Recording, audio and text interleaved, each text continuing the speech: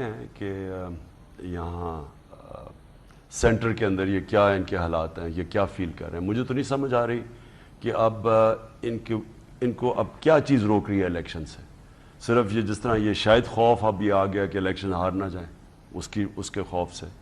لیکن میرے خیال میں اس وقت اگر ہم نے اپنی اکانومی کو بچانا ہے، اپنے ملک کو سٹیبل کرنا ہے، تو الیکشنز کے علاوہ اب کوئی راستہ نہیں ہے. خیبر پختونخوا میں آپ کے پاس حکومت، پنجاب میں آپ کے پاس حکومت، جی بی میں آپ کے پاس حکومت، اے جے کے میں آپ کے پاس حکومت.